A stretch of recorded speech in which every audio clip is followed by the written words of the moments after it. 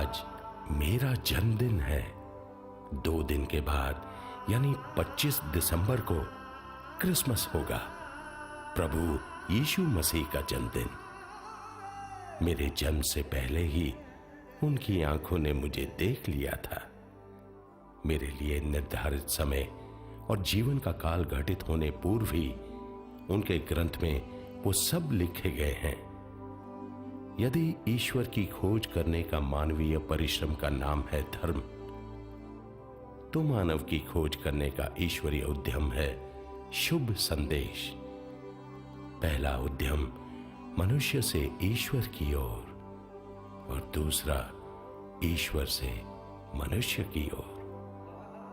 ईश्वर की ओर से मेरी खोज हो रही थी मेरे ख्यालों में, खोज में, उत्सुकता में, एक परछाई की तरह नहीं, एक रोशनी की तरह।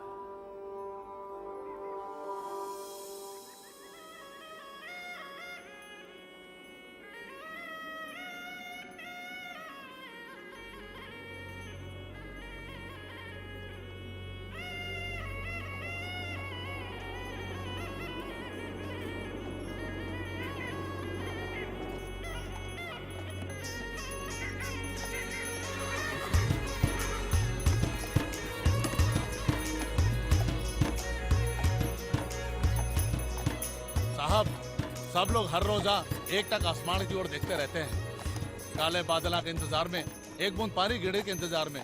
3 साल से जमीन सूखी पड़ी हुई है साहब। खेता और दिल दोनों मुरझा गए। हट, हट।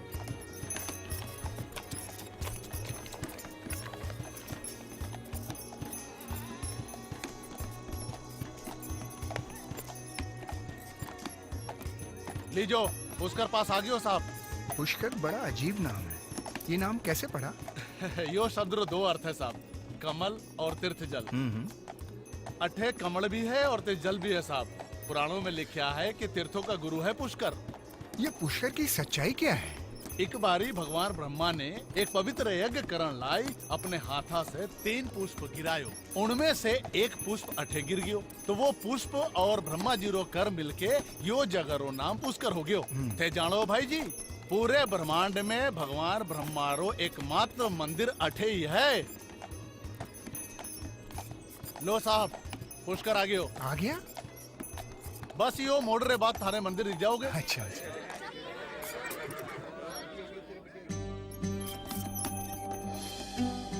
एक बात और बताऊं भाई जी, आज रो दिन यो सरोवर में घणो मानस आके प्रार्थना करो। हाँ, ये लो। आपरो नाम क्या है भाई साहब? भक्त सिंह। अच्छा।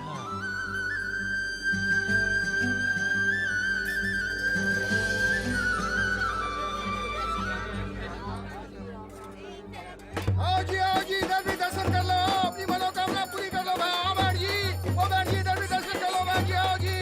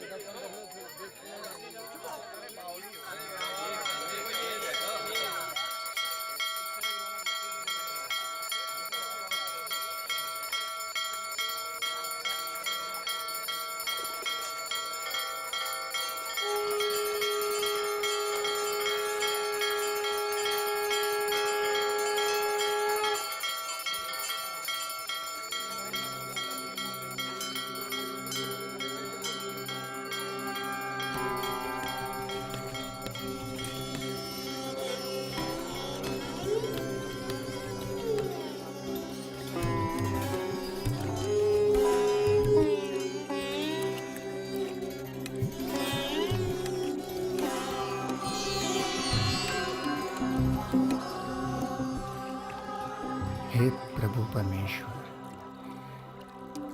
तेरे सत्य की साक्षी के लिए इस पुष्कर से अपने किसी पुत्र को तैयार कर।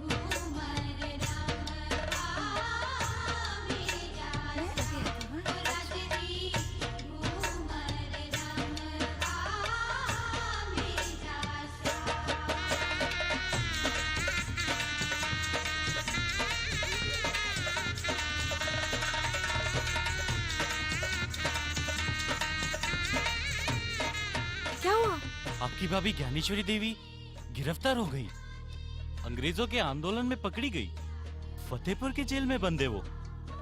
हे भगवान, लेकिन भैया तो किसी और जेल में बंद है। ऊपर से 7-8 महीनों से ज्ञानेश्वरी भाभी का पाँव भारी है।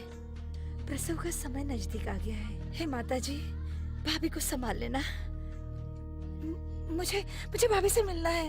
अब जाकर मिलना ठीक नहीं है, अंग्रेज बहुत गुस्से में हैं। किसी भी हिंदुस्तानी का उत्पीड़न कर सकते हैं।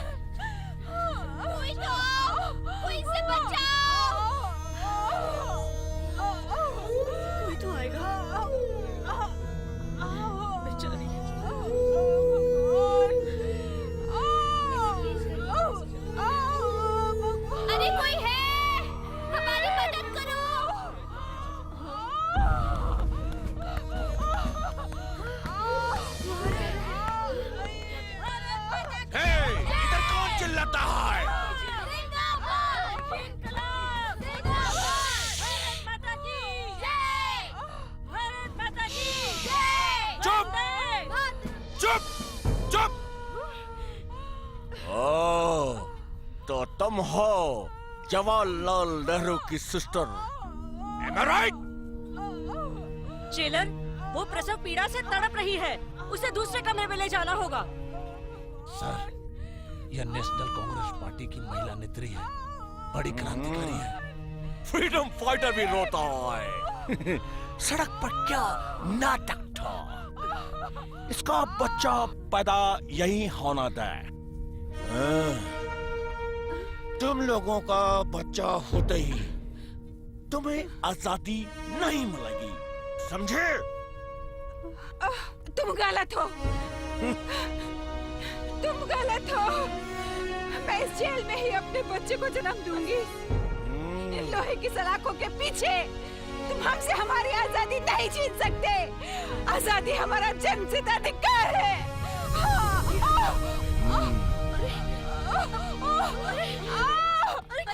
Get lost! अरे मारियो! अरे मारियो! धीरज रखो। जल्दी से।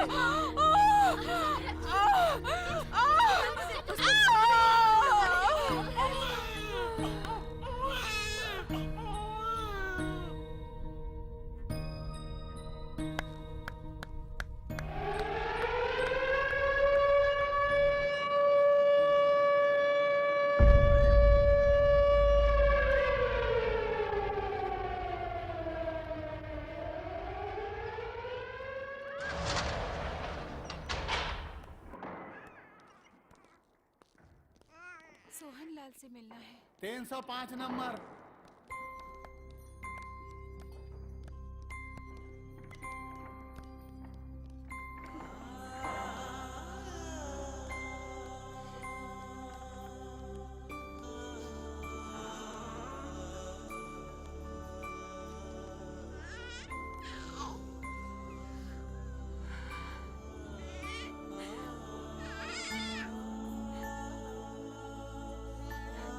बेटा धर्म,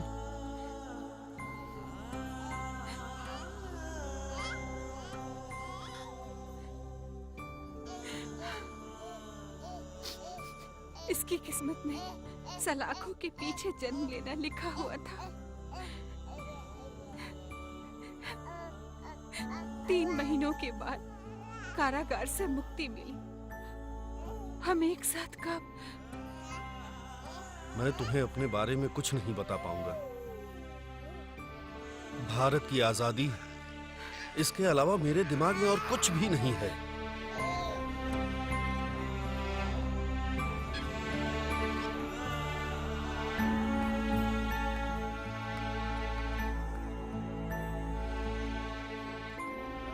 आज हमारी बच्ची शकुंतला को हमसे बिछड़े हुए पूरे 2 साल बीत गए हैं।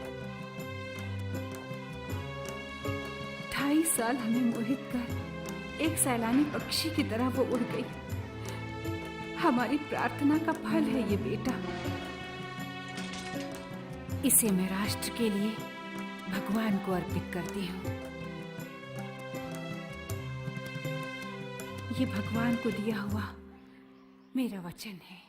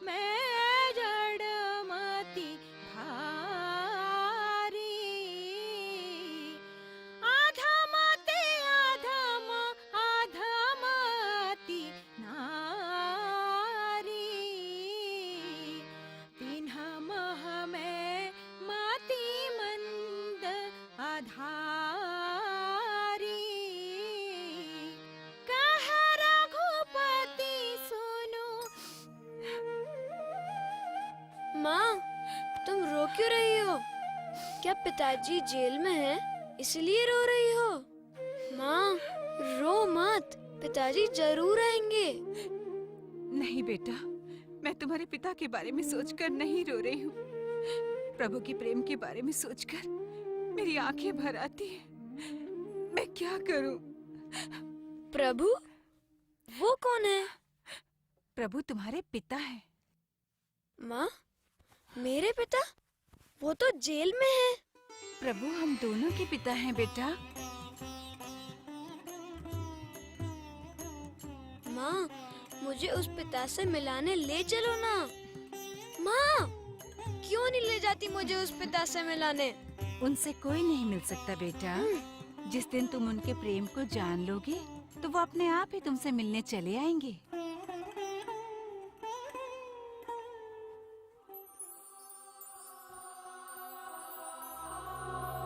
प्रभु मुझे कहाँ मिलेंगे? कैसे खोजूं उन्हें?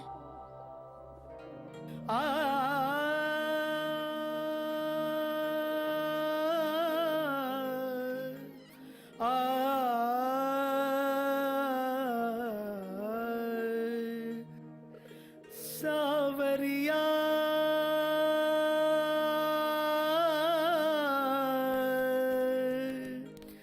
सावरा सावरा मैं तो सावरिया के रंग में राजी रे, मैं तो सावरिया के रंग में राजी रे, मैं तो सावरिया के रंग में राजी रे। कोई कहे महंगो, कोई कहे सस्तो, कोई कहे महंगो, कोई कहे सस्तो, सुन सुन आवे हंसी रे। मैं तो सावरिया के रंग में राजी रे, मैं तो सावरिया के रंग में राजी रे, मैं तो सावरिया के रंग में राजी रे। अरे बहुत बढ़िया, बहुत बढ़िया। मुझे भी आपकी तरह नाचना गाना सिखा। तू नाचेगा? हाँ जरूर, तू ऐसा ही गाएगा बेटा। हाँ, बड़ा हो गया। मुझे इस दुनिया से प्यार है, सब कुछ से प्यार है। तुम सब बड़े होकर ऐसे ही प्यार करना सबसे। और जादू दिखाता हूँ मैं। ये देखो, देखो कुछ नहीं है।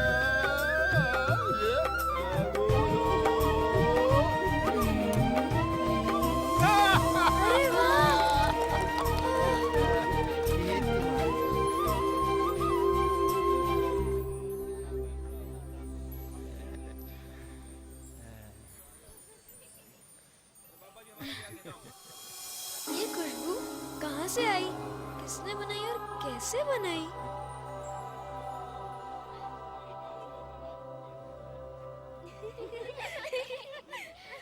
इधर है ना? तुम्हें यहाँ आकर अच्छा लगा ना? धर्म, तुम इनके साथ खेलो, मैं अभी आता हूँ।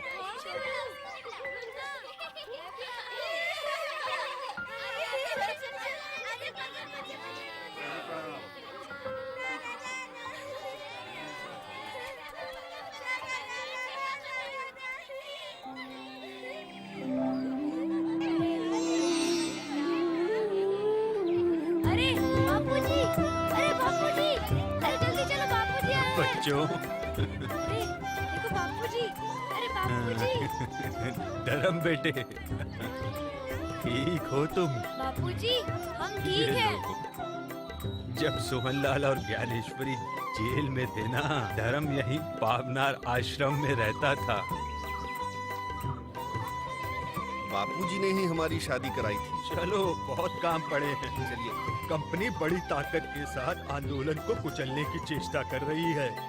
आजादी की लड़ाई को और मजबूत बनाना होगा। असहयोग आंदोलन द्वारा अधिक से अधिक युवा लोगों को स्वतंत्रता संग्राम की ओर आकर्षित करना होगा। अपनी जनता और अपनी धरती को आजादी दिलाना हम ही लोगों की जिम्मेदारी है।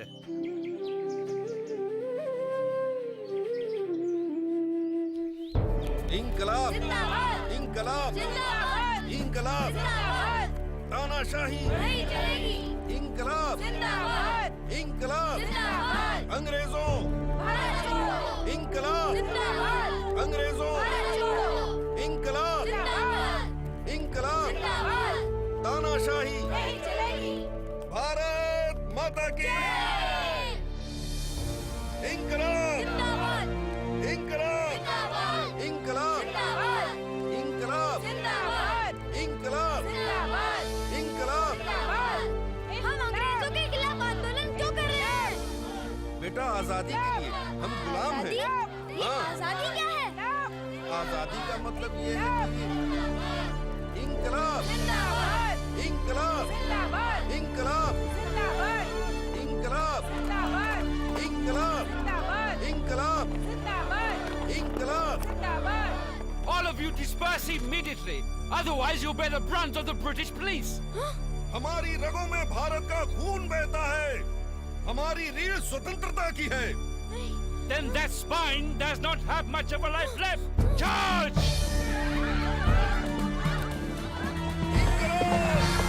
Grab that man! Hit him, Sergeant! That's it! Hit him again! Bloody fools, will it there? Get out! Come on, Sergeant! Hit him again! I cannot stand this! Bad behavior this house! Bloody fools! Kill them if you have to!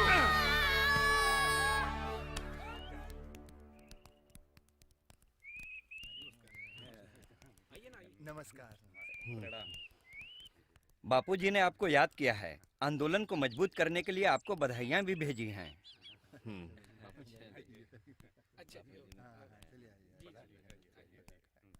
ईसाई मतलब क्या है?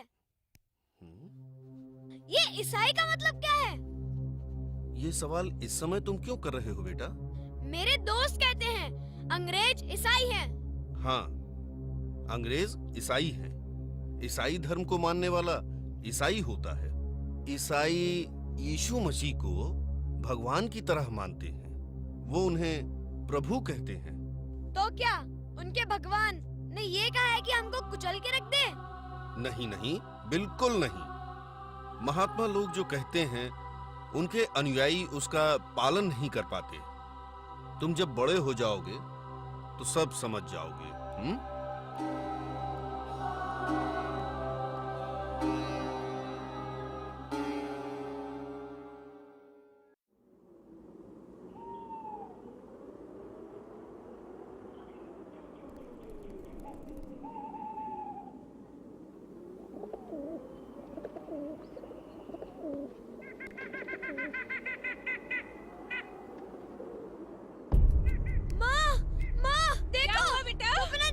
खून निकल रहा है। जल्दी आओ, जल्दी।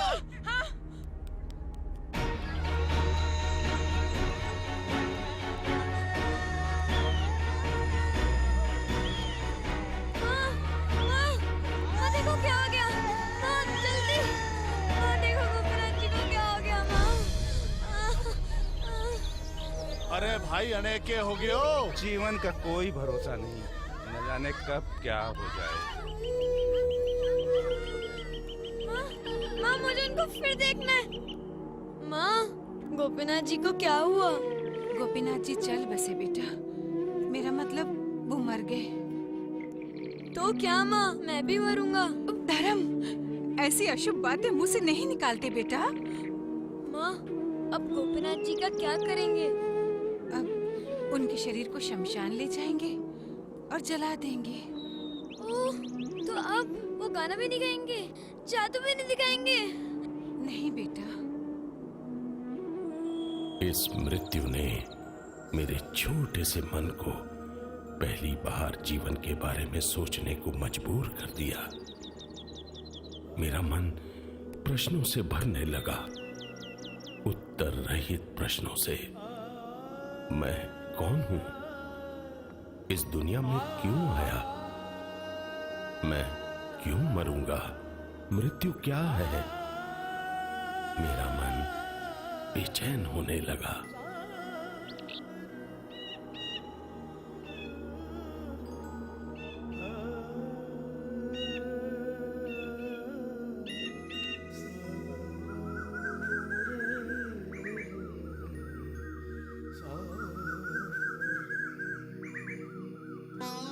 बेटा धर्म,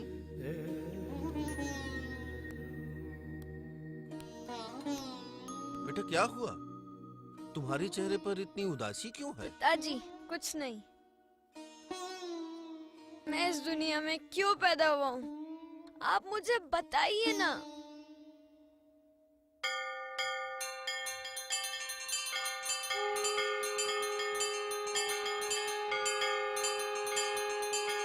तुम ये भगवत गीता पढ़ो, तुम सत्य की खोज करो, तुम्हें अपने प्रश्नों का उत्तर स्वयं मिल जाएगा।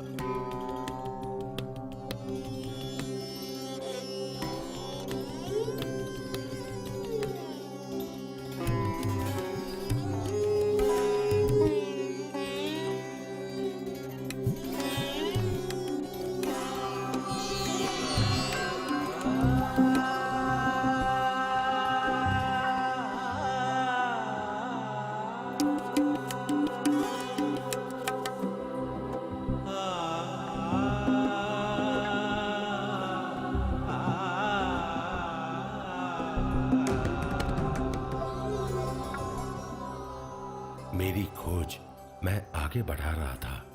धन, धर्म, आचरण, तत्वशास्त्र आदि में मुझे ज्यादा रुचि नहीं थी। सत्य की खोज करने हेतु मैंने काफी किताबें पढ़ी। सर, मुझे बताइए कि क्या यीशु ईश्वर है? सत्य क्या है? सत्य की खोज अगर करनी हो तो हमें काफी पढ़ना होगा, मनन चिंतन करना पड़ेगा। सर, वेदांत, कुरान शरीफ, श्री रामचरितमानस, धम्मपद तथा अन्य दर्शन शास्त्रों को मैंने पढ़ा है। प्रभु यीशु के पर्वत पर प्रवचन के दार्शनिक पहलू को कल की कक्षा में मैं समझा दूंगा। सर, मुझे ये चेष्टा है जानने की कि क्या यीशु मसीह ईश्वर है? इसका जवाब मुझे चाहिए, एक ईमानदार जवाब चाहिए। सर, कल रात मुझे एक अनुभव हुआ। मैं आज की कक्षा के लिए पढ़ाई कर रहा था।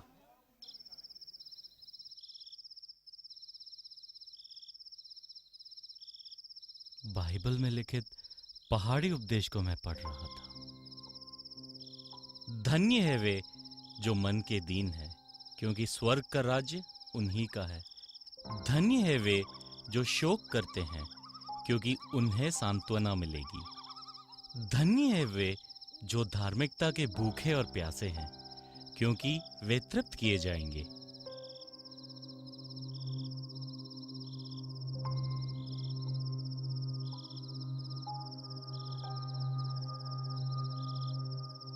यीशु के पर्वत पर प्रवचन ने मुझे आकर्षित किया। मैंने याद किया कि गांधी जी ने अपनी आत्मकथा सत्य की खोज में ये बताया है कि पहाड़ी प्रसंग ने उनके जीवन को और उनके सत्याग्रह को प्रभावित किया है।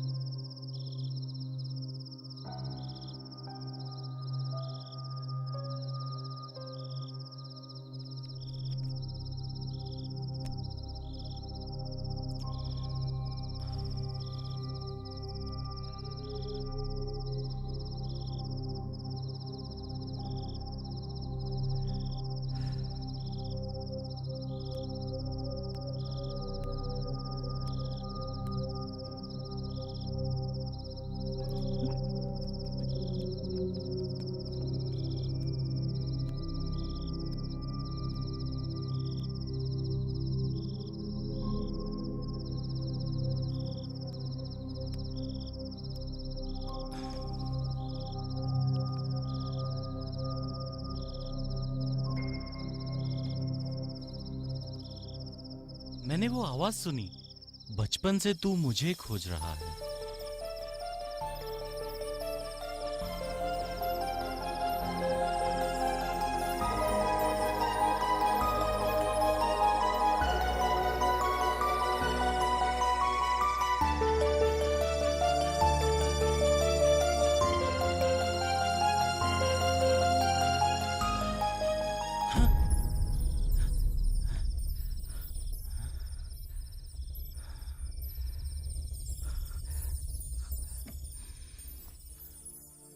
मैं सच कह रहा हूं, मैंने वो आवाज सुन ली, लेकिन मेरे अंदर सवालों का तूफान उठ रहा है। ऐसा अनुभव मेरे साथ क्यों हुआ? क्या वास्तव में बाइबल में बताई गई बातें सत्य हैं? क्या यीशु भगवान है? कल शाम को क्लास के बाद तुम खाली हो क्या? हाँ। हमें एक जगह जाना है।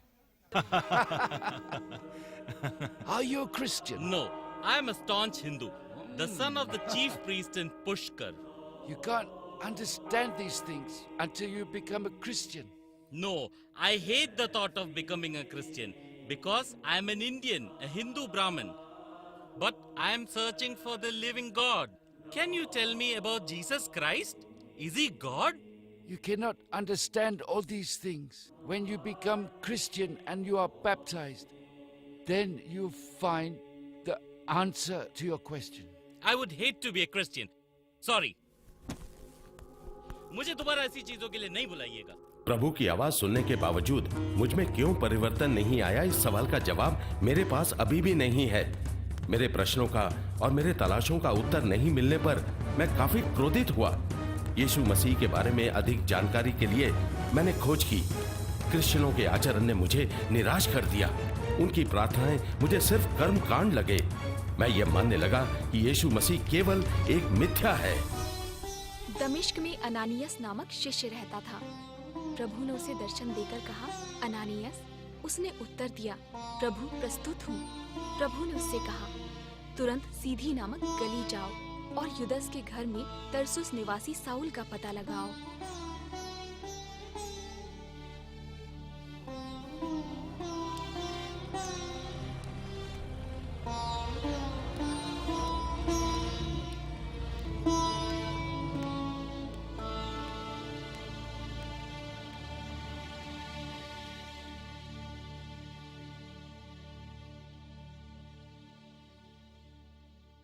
बेटी, हो बेटी, जल्दी हाँ? करो। आ रही हूँ पिताजी। बस आ रही है। हो बेटी, हम्म? अगले हफ्ते भक्त सिंह की मीटिंग होने वाली है बम्बई में। मुझे उसके लिए जाना है। 2 हफ्ते बाद ही वापस लौटूंगा। कोई बात नहीं पिताजी, मैं मीटिंग के लिए खास प्रार्थना करूंगी। ठीक है। God bless you.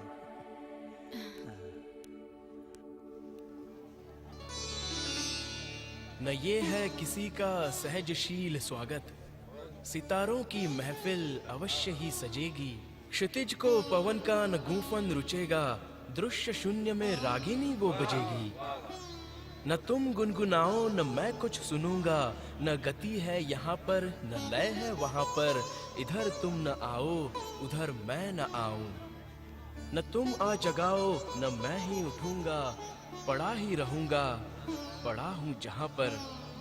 इधर तुम न आओ उधर मैं न आऊं। वाह वाह वाह वाह। धन्यवाद धन्यवाद। चलिए चलता हूँ।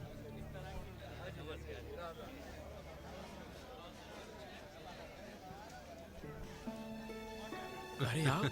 धर्म, नमस्कार।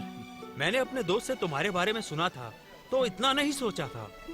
तुम्हारी शब्दावली अति विशिष्ट है और तुम्हारा भविष्य उज्जवल है। धन्यवाद सर। ठीक है। आपकी शूटिंग इस इलाके में होना और आपका यहाँ आना मेरा भाग्य है। बाय द वे, मैं एक बात पूछूं? हाँ पूछिए ना सर जी। कविताएं बनाना तो मेरा बचपन से शौक रहा है। नमस्कार भारत भूषण जी, आपकी फिल्म मैं देखता हूँ, बहुत अच्छी है। वैसे अगली फिल्म कौन सी है? बस अगली फिल्म की तैयारी चल रही है। वैसे आप बड़े अभिनेता और निर्माता हैं, फिर भी कितने विनम्र हैं। बेटा इधर तो आओ। जी हाँ।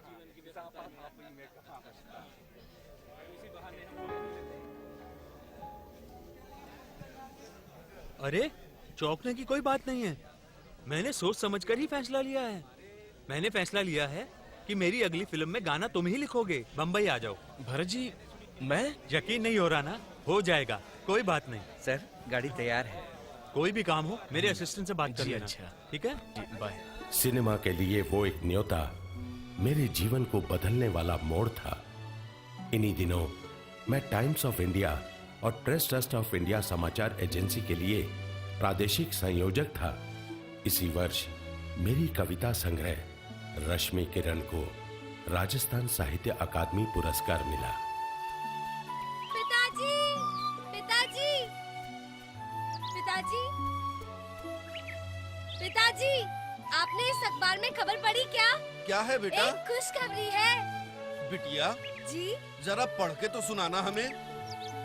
जी, अत्यंत आकर्षक, सुंदर व्यक्तित्व तथा मुस्कुराते हुए मधुर भाषी श्री धर्म प्रकाश कई महत्वपूर्ण चित्रों में मुख्य नायक की भूमिकाओं में उतर रहे हैं।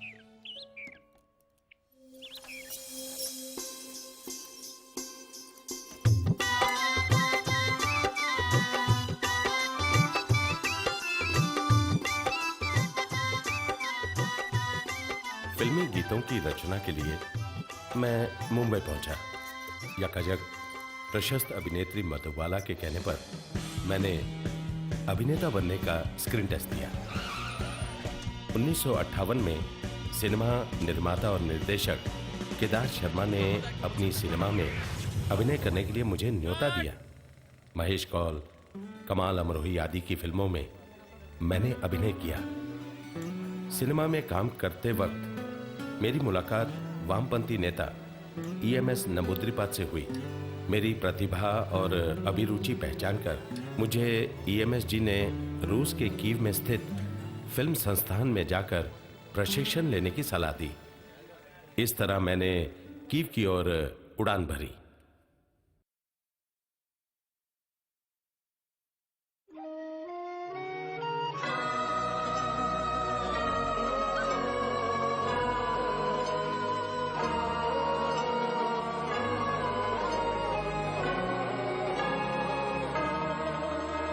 Есть на княжем острове книга голубиная, но не всяк туда пройдет в сторону былин। रूस में सिनेमा के प्रशिक्षण के सिर्फ 3 महीने बीत जाने पर हिंदुस्तान वापस आने के लिए एक आपातकालीन टेलीफोन आया। मैं तुरंत ही हिंदुस्तान वापस आ गया। हेलो, हाँ, माँ को माँ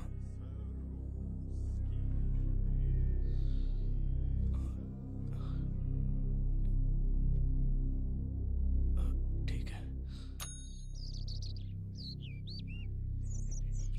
गुर्दा खराब होने के कारण आनन फानन में मां के गुर्दे का ऑपरेशन करना पड़ा। कुछ कारणवश वापस होश में आ नहीं पाई। 5 दिन से आंखें नहीं खोली हैं। उनकी हालत बिल्कुल नाजुक थी।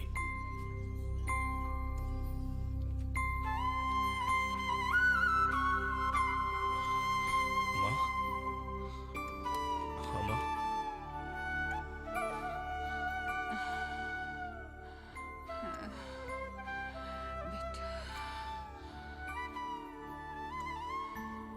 तुम बंबई से आ गए बेटा? नहीं माँ, मैं रूस के कीव शहर में सिनेमा की पढ़ाई करने के लिए गया था माँ। अब मेरा बेटा सिनेमा विनेमा छोड़ देगा। नहीं माँ, सिनेमा ही मेरे लिए सब कुछ है। मैंने कुछ नई फिल्मों के लिए डायरेक्टर्स के साथ कॉन्ट्रैक्ट पर साइन कर लिया है माँ। नहीं, तुम्हें उस रास्ते पर चलने की जरूरत नहीं। भगवान को खोजो बेटा। तुम अपनी जीवन शैली में परिवर्तन लाओ धर्म। तुम्हारी बहन शकुंतला सिर्फ 2 साल हमारे साथ बिताकर इस दुनिया से चल बसी। उसी समय प्रार्थना में मैंने परमेश्वर को एक वचन दिया था, प्रभु, तूने मुझे एक पुत्र देकर मुझ पर अनुग्रह किया है। मैं अपने स्वार्थवश उसे अपने लिए नहीं रखूंगी। मैं उसे तेरे लिए और तेरे कार्य के लिए यथा समय लौटा दूंगी। उस वचन को तुझे निभाना पड़ेगा बेटा। तुम ईश्वर को पाने की तीव्र इच्छा से उसकी तलाश करो। मां ने ये बात कदापि जल्दबाजी में नहीं कही थी। मेरे जन्म से पूर्व परमेश्वर को दिए गए उस वचन का वो पालन कर रही थी। मैंने फैसला लिया कि अपनी जिंदगी के सारे ख्वाब, सारी कामयाबी और ख्याति को त्याग दूंगा और हमेशा की तरह मां की सलाह को मानूंगा।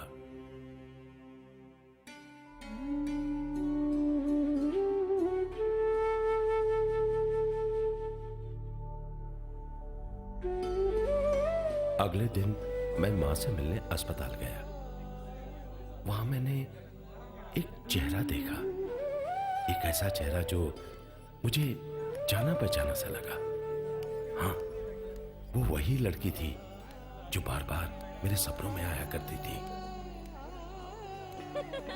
वही चेहरा, वही नयन, वही रूप। क्या है? क्या नाम है तुम्हारा? Hope Christina. किसकी बेटी हो आप? ये सब जानकर क्या करेंगे आप? मैं ये आपको क्यों बताऊं? चलो यहाँ से।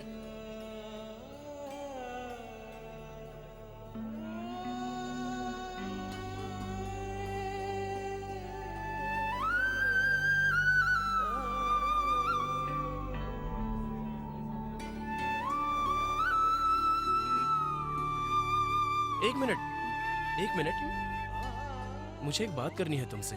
क्या? तुम हमेशा यही दिखती हो। क्या तुम यहाँ की नर्स हो?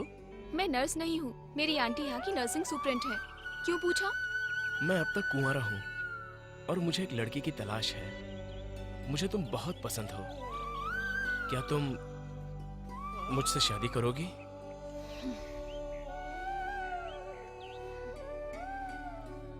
मैं तुम्हारे पिताजी से मिलने आता हूँ।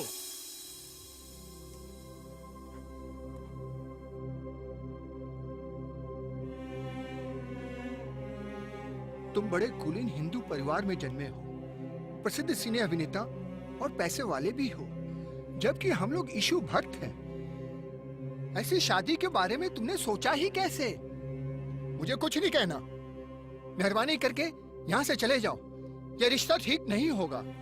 शादी का प्रस्ताव लेकर मैंने इसके बाद भी कई बार उस घर का दरवाजा खटखटाया, पर उनका उत्तर हर बार निराशाजनक था। उस परिवार ने मेरा तिरस्कार किया।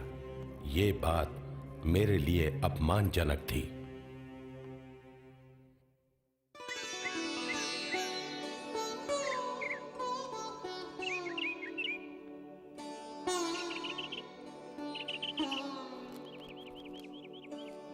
काफी समय के बाद मेरे जीवन में एक आकस्मिक घटना घटी।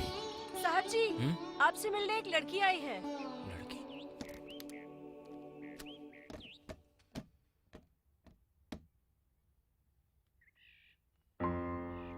ओह, तुम क्यों आई हो यहाँ? मैं अजमेर से यहाँ पुष्कर तक का सफर तय करके आई हूँ। आपसे एक बहुत जरूरी बात करने के लिए आई हूँ। पहले अंदर आकर बैठो।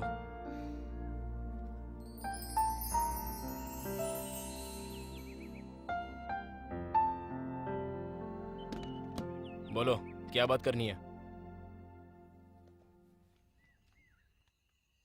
आपसे शादी करना मुझे मंजूर है। मैं यीशु को नहीं मानता। इतना ही नहीं, मुझे क्रिश्चियनों से बहुत नफरत है। तुम्हारे पिताजी तो मानेंगे नहीं। क्या फिर भी तुम मुझसे शादी करोगी? ये फैसला मेरा नहीं है, मेरे प्रभु का है। मैं चलती हूँ। बाकी बातें बाद में बता दीजिएगा। उसकी बातों में जो आत्मविश्वास भरा था, उसकी बातों की दृढ़ता, अजमेर से पुष्कर तक सिर्फ इसी बात को बताने के लिए अकेले आने के उस दृढ़ संकल्प के सामने एक पल के लिए मेरा सिर झुक गया।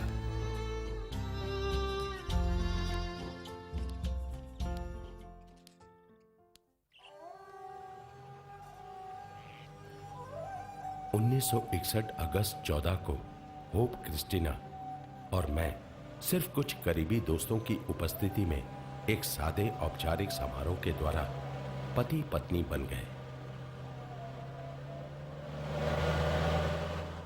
मुझे पता है कि मेरे घर वाले तुम्हारा कोई खास स्वागत नहीं करेंगे। ईसाई धर्म को मानने के लिए तुम स्वतंत्र हो। मैं तुम्हें कभी नहीं रोकूंगा। तुम गिरजाघर जा सकती हो, बाइबल पढ़ सकती हो, लेकिन ध्यान में रहे, बाइबल की बातें तुम मेरे ऊपर थोपना नहीं। मेरा धर्म बदलने की कोशिश भी मत करना। मुझे ये बिल्कुल ही पसंद नहीं।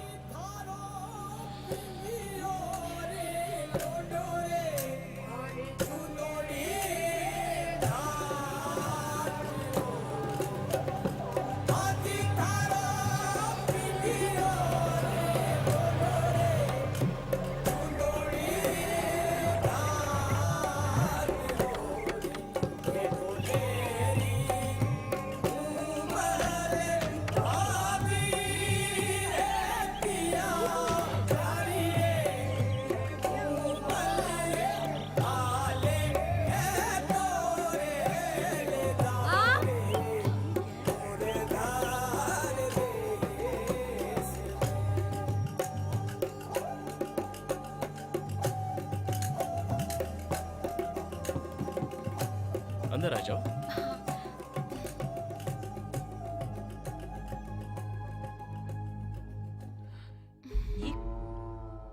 ये कौन है बेटा? माँ, ये आपकी बहू है। पैर छू।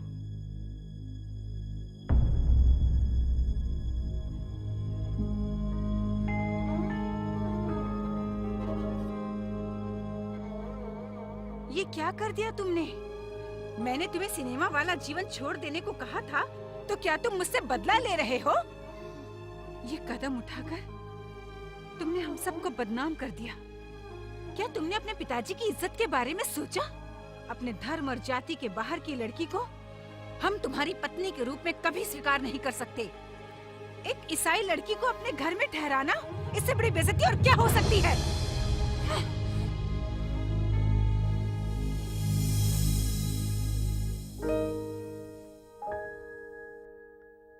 भाभी चलिए।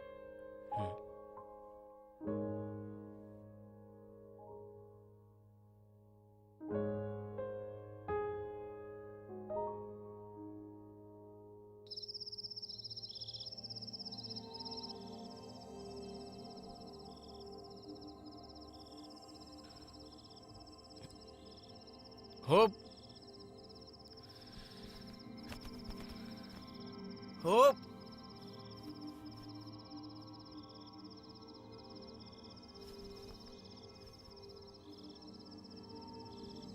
हे ईश्वर, तुम जिस कार्य के लिए मुझे यहाँ लाए हो उसे पूरा होने दे प्रभु। विश्वस्त बनी रहने में मेरी सहायता कर। अनानियस की तरह अपने दायित्व को पूरा कर पाने की कृपा मुझे दे प्रभु।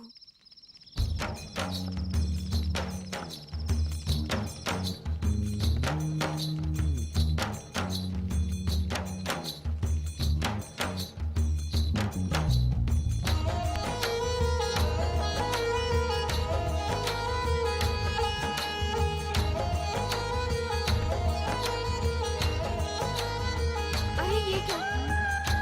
माँ आप जाकर आराम कर लीजिए, मैं ये सब कर लूंगी।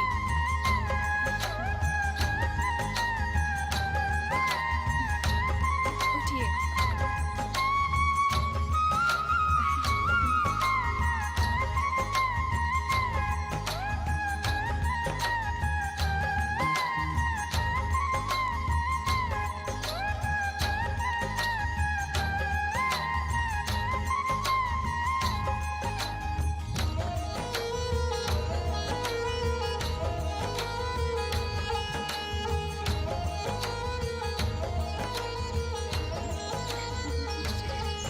अरे तुम लोग आओ। हाँ।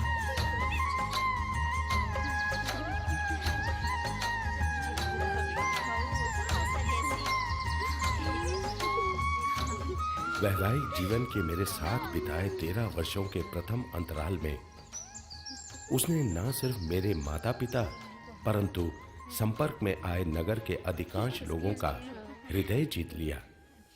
वही मसीही युवती जिसे परिवार के लिए कलंक का कारण माना जाता था, शीघ्र ही दूसरों के लिए एक अनुकरणीय उदाहरण बन गई। तू मेरी बेटी है। मैंने एक बेटा खो दिया, पर मुझे एक बहुत अच्छी बहू मिल गई। क्या मैं तुझे आशा बुला सकती हूँ?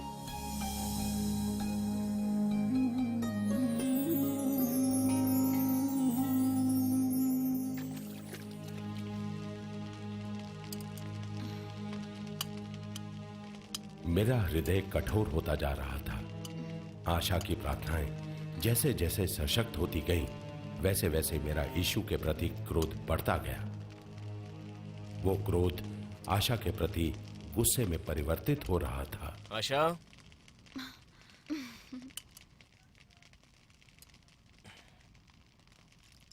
क्या बना रही हो? आलू की सब्जी।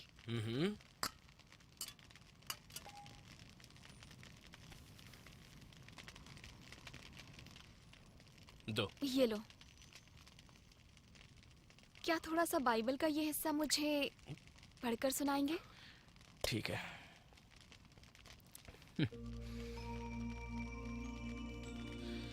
यहोवा मेरा चरवाहा है, मुझे कोई कमी नहीं होगी। वो मुझे हरी हरी चराइयों में चराता है। वो मुझे सुखदाई जल के झरने के पास ले चलता है। निश्चय ही भलाई और करुणा जीवन भर मेरा अनुसरण करेंगी, और मैं यहोवा के घर में सदा सर्वदा वास करूंगा।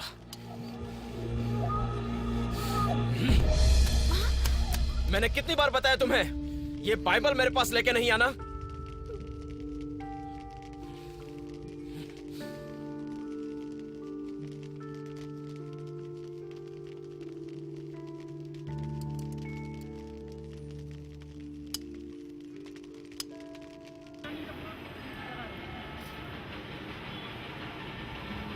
एक लंबे अंतराल के बाद मेरे मित्र उद्योगपति के बिड़ला के निमंत्रण पर मैं कलकत्ता में उनके उद्योग समूह में प्रबंधक का कार्य संपन्न करने के लिए अपनी पत्नी के साथ चला गया।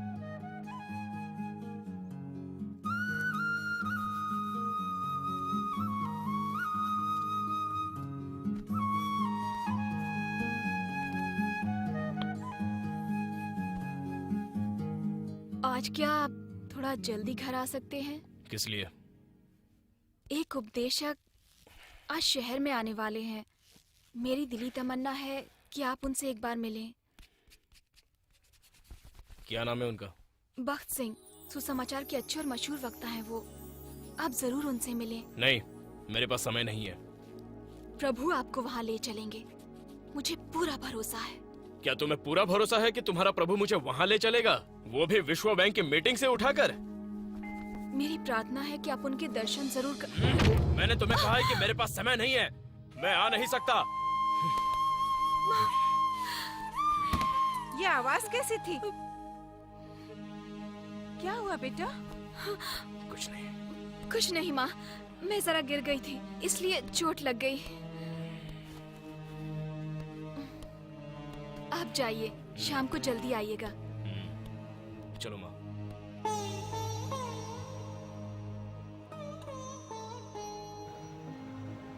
मेरे साथ इतना प्यार से व्यवहार करती हैं, तो वो स्वयं कितना ज्यादा ईश्वरीय प्रेम का अनुभव करती होगी।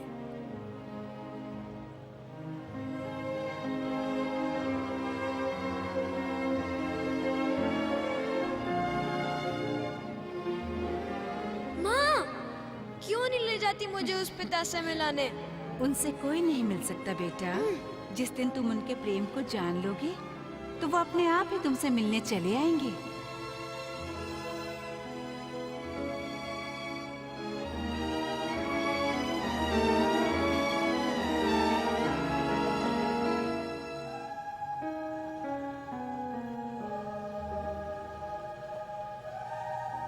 तू मुझे क्यों सताता है?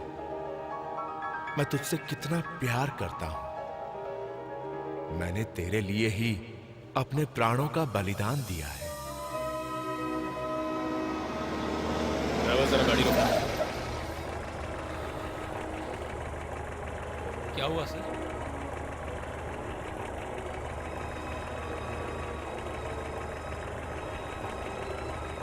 कुछ नहीं, चलो। बहुत साल पहले कॉलेज के छात्रावास में जो आवाज मैंने सुनी थी, ये वही आवाज थी। आशा की प्रार्थना के परिणाम स्वरूप एक चमत्कार की तरह उस दिन मेरे सारे काम समय से पहले ही खत्म हो गए। मैं घर पहुंचकर आशा के साथ भक्त सिंह से मिलने गया, लेकिन देर हो गई थी। वो कुछ ही देर पहले मुंबई के लिए निकल गए थे।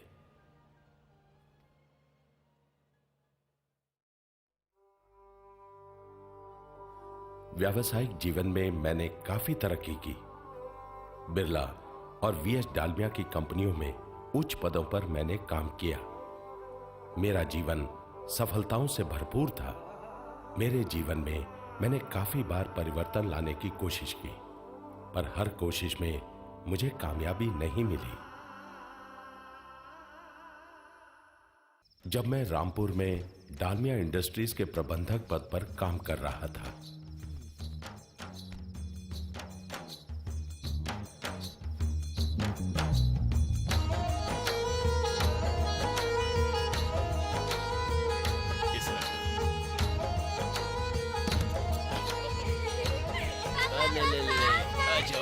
पापा के पास बैठ जाओ। अच्छा, पिताजी कहाँ हैं? कमरे में है। 2 दिन से उनके पैर में काफी दर्द है।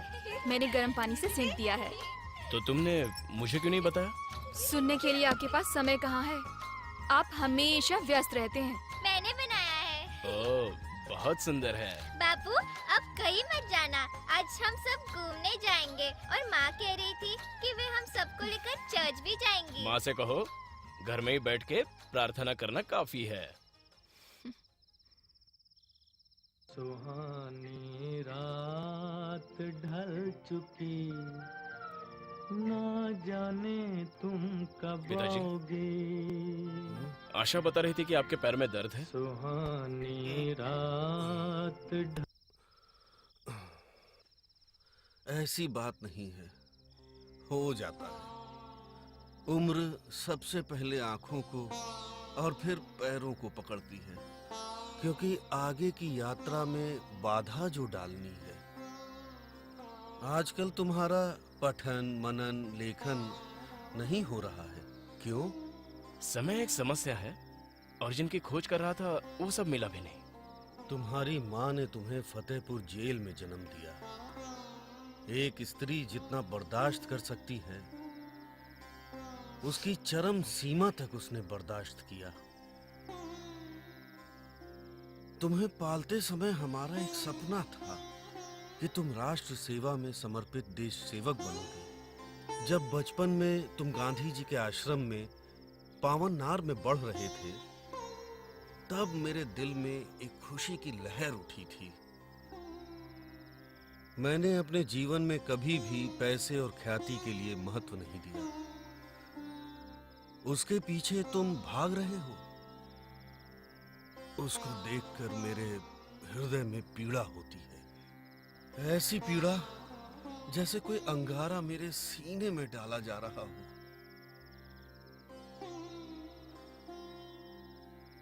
मेरा बेटा करोड़ों की संपत्ति का मालिक है।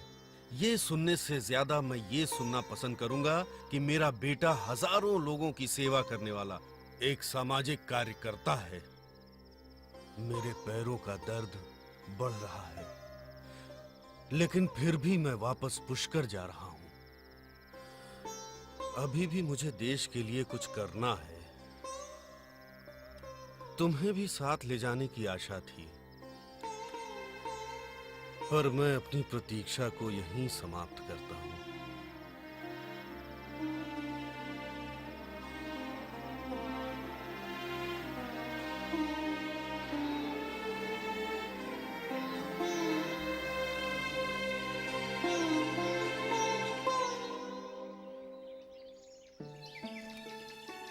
डालमिया को संबोधित वो इस्तीफे का पत्र मेरे लिए पिताजी की आज्ञा का प्यार भरा पालन था। उस इस्तीफे के कारण मेरे मित्रों और घरवालों को बड़ा आश्चर्य हुआ।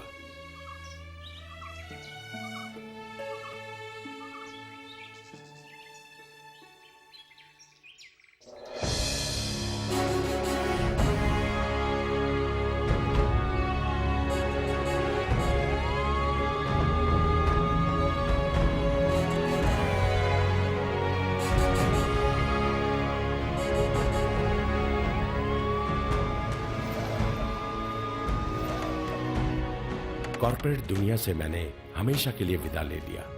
ज्यादा विलंब किए बिना मैंने राजनीति में प्रवेश किया।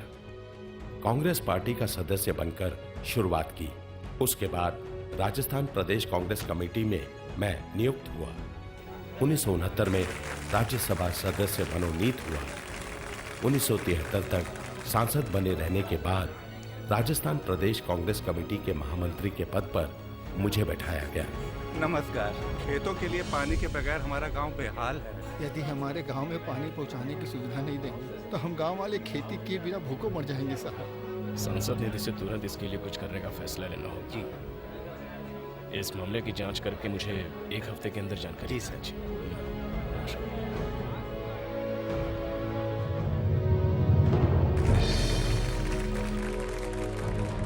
भारत माता की, भारत माता की। मेरा सपना है कि हमारे देश के सारे क्षेत्रों में हो रही सामाजिक और धार्मिक मूल्यों के पतन को रोककर एक नूतन भारत का नवनिर्माण करूं। लोकमान्य तिलक, गांधी जी, भगत सिंह, लाला लाजपत राय आदि महान लोगों ने इसके लिए प्रयास किया। भारत की उन्नति में हम सब की उन्नति है।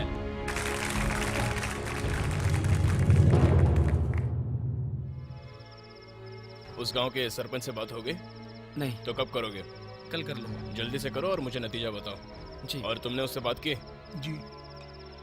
तो सारे पेपर संसद में कब जाएंगे? बुधवार तक। जल्दी भेजो। जी। अगर नहीं भेजेंगे तो कलेक्टर साहब कुछ कर नहीं पाएंगे। जी। समय खत्म होने से पहले। जी। जानते हो ना परसों तक का समय है। जी। धन्यवाद। आपका काम कहाँ तक आया? फाइल रेडी है सर। कल उद्घाटन का कार्यक्रम 10 बजे हो जाएगा। चलो ठीक है। आप अभी थोड़ा सा आराम कर लीजिए, थक गए होंगे। सही बात है। अच्छा तो थकान कुछ ज्यादा है। आप लोग खाना खा के और जाइए। अब नहीं मैडम, काफी देर हो गई, हम लोग भी चलते हैं। प्रणाम। प्रणाम। प्रणाम। चलिए आइए ना, खाना खा लीजिए। पहले नहा लेता हूँ, थकान कुछ ज्यादा है।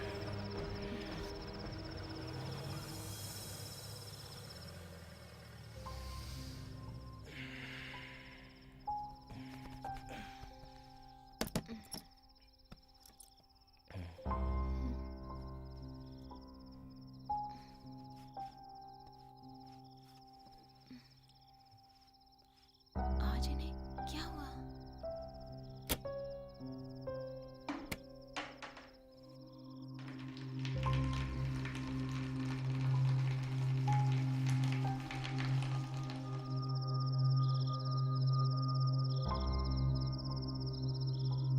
एकदम आकस्मिक रूप से मेरी नजर साधु सुंदर सिंह की किताब विद और विदाउट क्राइस्ट पर पड़ी, जो आशा ने मेज पर पढ़कर छोड़ दी थी।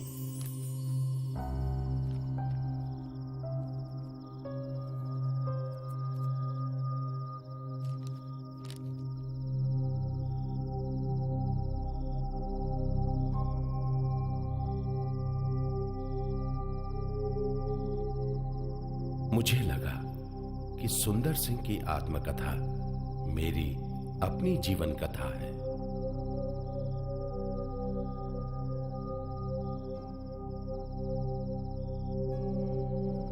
पंजाब के रामपुर में गेहूं के विशाल खेतों का मालिक एक धनी सरदार के बेटे के रूप में 3 सितंबर 1889 को मेरा जन्म हुआ।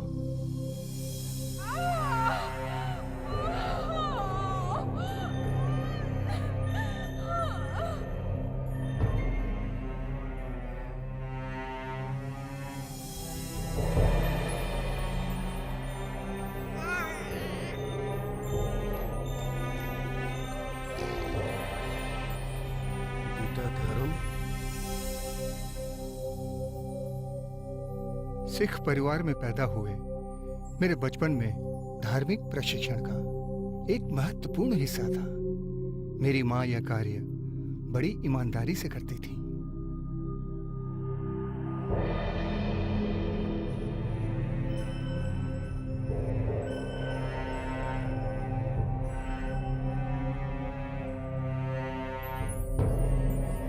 माँ, तुम रो क्यों रही हो? क्या पिताजी जेल में हैं, इसलिए रो रही हो? माँ, रो मत, पिताजी जरूर आएंगे। मैं पंडित जी से बार बार पूछता रहा कि मेरी आत्मिक समस्याओं का समाधान क्या है। उन्होंने कहा कि तुम्हारी समस्याएं अजीब हैं। जब तुम बड़े होकर समझदार बनोगे तभी तुम्हारी समस्याओं का हल निकलेगा। कुरान शरीफ, श्री रामचरितमानस, धम्मपद तथा अन्य दर्शन शास्त्रों को मैंने पढ़ा है। Cannot understand all these things. When you become Christian and you are baptized, then you will find the answer to your question.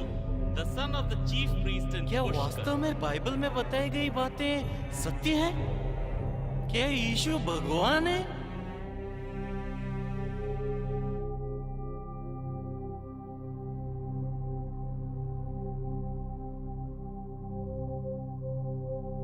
माँ की और मेरे करीबी लोगों की मौत ने मुझे हिला दिया। मैं जीवन और मृत्यु के बारे में लगातार सोचने लगा।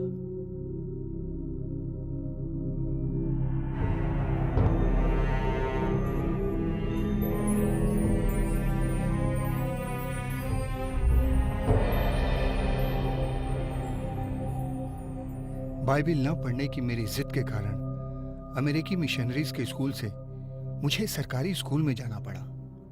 बाइबिल ढोंग है, ऐसा प्रचार करने की मुझ में तीव्र इच्छा हुई। एक दिन सबके सामने मैंने बाइबिल की किताब को फाड़ कर जला दिया। बेचैन होकर ईश्वरीय अनुभूति के लिए मैं तड़पने लगा। मैंने निर्णय लिया कि यदि मेरी प्रार्थना का उत्तर न मिले तो मैं रेलगाड़ी के आगे कूदकर खुदकुशी कर लूंगा। प्रभु यीशु मसीह मेरे सामने आ रहे थे। उनके जीवित रूप का मैंने दर्शन किया। ये शब्द मैंने सुने हैं, तुम मुझे क्यों सता रहे हो?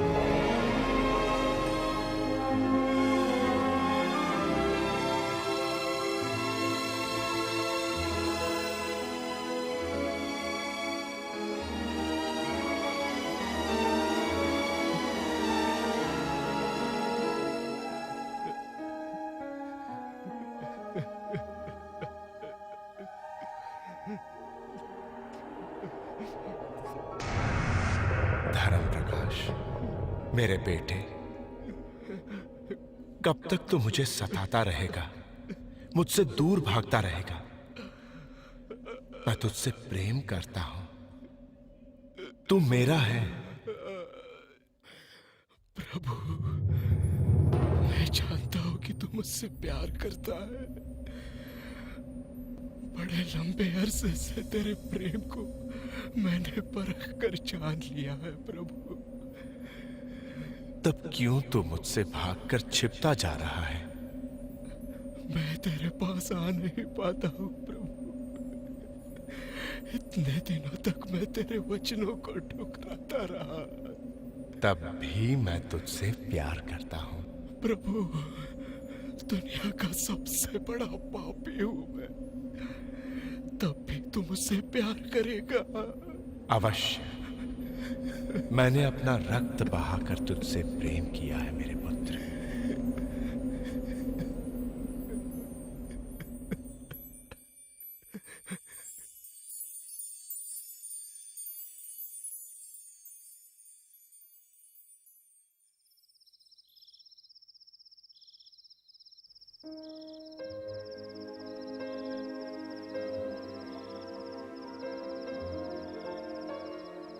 ऐसी अनुभूति थी जिसका अनुभव इससे पहले कभी नहीं हुआ था। पापी होने का एक शक्तिशाली एहसास मुझ में समा गया। मेरी आंखें भर आई और आंसू बहने लगे। मैं बलहीन होकर फर्श पर गिर गया। करीब 2 घंटे बेहोशी की स्थिति में वहीं लेटा रहा। आशा, मुझे प्रभु यीशु के दर्शन मिले। मैं यीशु से प्रेम करता हूं और अब मैं उसका हूं। मेरी गलतियों के लिए माफ कर दो आशा।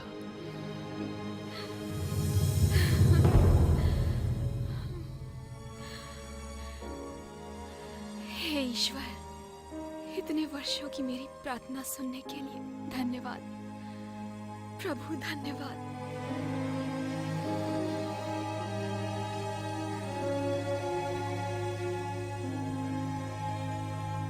1976 के मई महीने में गुजरात के मुख्यमंत्री हितेंद्र देसाई से मिलने मैं अहमदाबाद जा रहा था। सड़क के किनारे लगे विज्ञापन के होर्डिंग से मुझे पता चला कि भगत सिंह एक सम्मेलन को संबोधित करने के लिए वहां पहुंचे हैं। मैं अपनी यात्रा रोककर उनसे मिलने के लिए सम्मेलन स्थल पर पहुंच गया। इस महान वक्ता के साथ मैंने कुछ दिन बिताए। मुझे बार बार अनुभव हुआ कि life is an accidental coincidence. हम रास्तों में कई लोगों से संयोग से मिलते हैं। हमारे घरों में आकस्मिक रूप से कई लोग आते हैं। अक्सर हम मन में यह सोचकर आगे बढ़ते हैं कि कुछ घटनाएं हमारे जीवन में नहीं घटेंगी, लेकिन ऐसी बातें कई बार हमारे जीवन में कुछ दुर्घटना बनकर सामने आती हैं। पर तुम्हारे जीवन को संयोग कहना मुझे पसंद नहीं है। वो भजन संहिता के लेखक के शब्दों की तरह है। तेरी आंखों ने मेरे रूप को देखा, मेरे दिन भी रचे गए थे जब वे दिन अस्तित्व में ही नहीं थे। पिछले 2-3 दिन तुम मेरे साथ बिता रहे हो। इतने वर्षों से तुम्हारे कान थे पर तुमने सुना नहीं, तुम्हारी आंखें थी पर तुमने देखा नहीं। जीवन एक अवसर है, दुनिया से प्यार करने वाले परम पिता परमेश्वर को पहचानने का अवसर।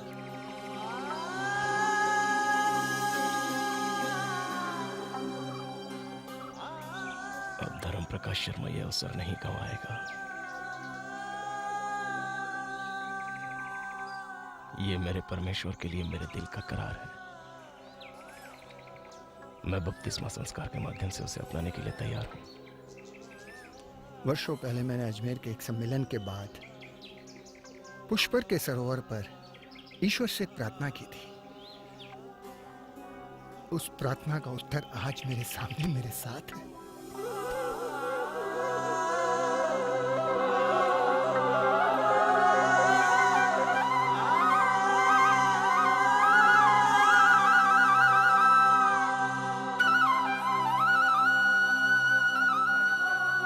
राजनीति और आत्मिक सेवा कार्य दोनों को साथ साथ निभाने का प्रयास मैंने कुछ समय के लिए किया, लेकिन ये बड़ा कठिन था। बेटा, तुम क्या कह रहे हो? तुम ईसाई बन गए? तुम अपने खानदान की परंपरा को ठोकर मार रहे हो? कदापि नहीं माँ। पूरे खानदान से मैं अभी भी प्रेम करता हूँ। धर्म, तुमने अपने जीवन में जो भी निर्णय लिए वो सब मैंने स्वीकार किए, लेकिन ये मुझे स्वीकार नहीं है। तुम ईसाई बने हो या यीशु मसीह के अनुयायी बने हो? मैंने प्रभु यीशु का अनुसरण करने का निर्णय लिया है। क्या तुमने सोच समझकर निर्णय लिया है? तो अपनी बाइबल लेकर आओ। हाँ पिताजी। संत लूकस का सुसमाचार अध्याय 14 वाक्य 26 से 28 तक पढ़ो। यदि कोई मेरे पास आता है और अपने माता पिता, पत्नी, संतान, भाई बहन और यहाँ तक कि अपने जीवन से बैर नहीं करता, तो वो मेरा शिष्य नहीं हो सकता।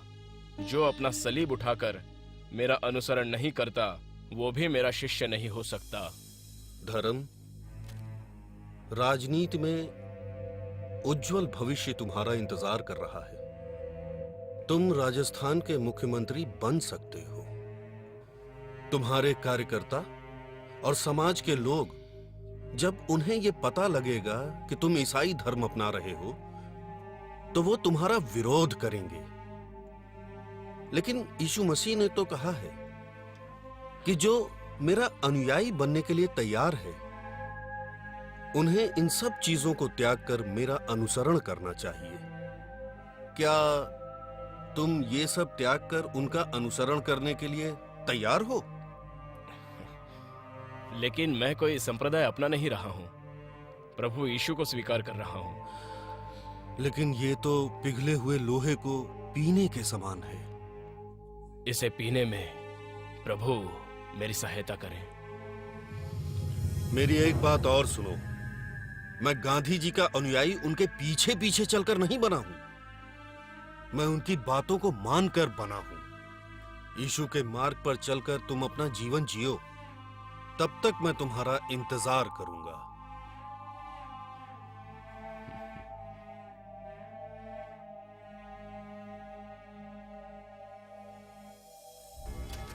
आदरणीय इंदिरा जी, देश के वातावरण में बड़ा उतार चढ़ाव आ रहा है, जो स्वाभाविक समय की मांग है। ऐसे ही मेरे जीवन में राजनीति के बाद बेहतर उद्देश्य के लिए एक परिवर्तन ईश्वर ने दिया है, क्योंकि सत्य वही है।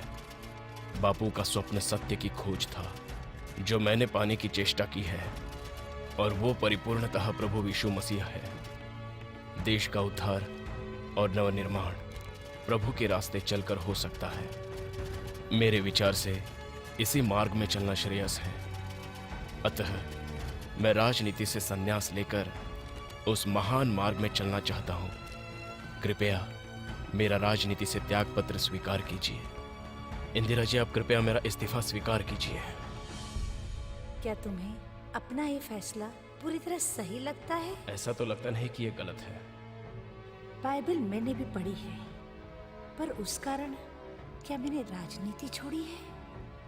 ये मेरा एक निजी अनुभव है। ये एक खोज का परिणाम है। मैं ये इस्तीफा स्वीकार करने को तैयार नहीं हूँ। तुम जवान हो, जीवन की सीढ़ी के और भी बहुत से पड़ाव को पार करना है तुम्हें। एक बार और सोच लो।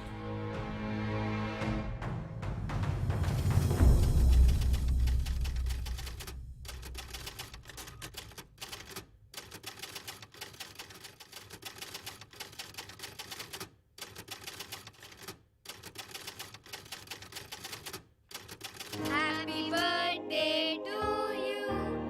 Happy birthday to you. Happy birthday पापा। ये लो बेटा। चलो सभी को दे के आओ।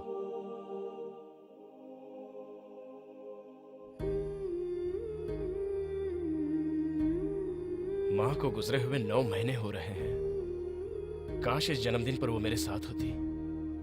आप क्यों परेशान हैं? पूरे होशो हवास के साथ प्रभु यीशु को स्वीकार करने के बाद ही माँ ने इस दुनिया से विदा ली थी। अब वो यीशु मसीह की संगति में है।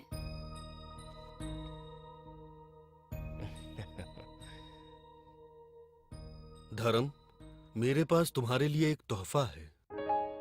मेरे पास तुम्हें देने के लिए एक बहुत खास तोहफा है। तुम्हें बहुत अच्छा लगेगा। जब भी तुम बचपन में खिलौना मांगते थे तो मैं उस समय तुम्हें खिलौना लाकर नहीं देता था। 2-4 महीने तुम्हें इंतजार करना पड़ता था। मैं ये जानबूझकर करता था। तुम्हारी मांग वाकई में तुम्हारी जरूरत है कि नहीं, ये जानने के लिए।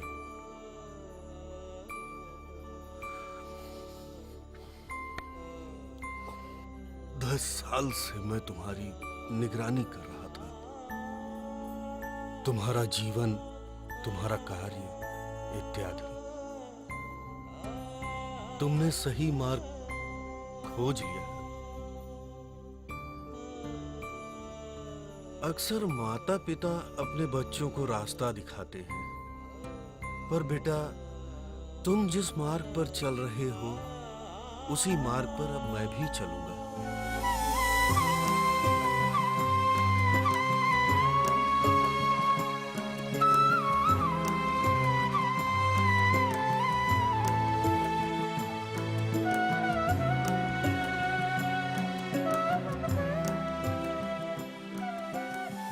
मैं तुम्हारे प्रभु के मार्ग पर चलूंगा।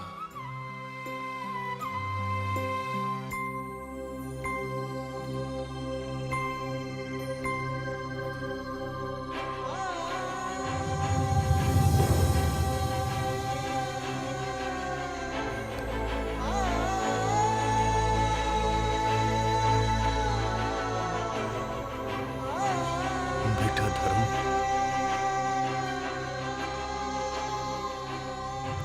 आज 23 दिसंबर 2011, एक और जन्मदिन। जिस 23वें भजन संहिता को मैंने फाड़ कर फेंक दिया था, उसी स्तोत्र भजन का भक्ति पूर्वक श्रवण करते हुए पिताजी ने प्रभु में विश्राम पा लिया।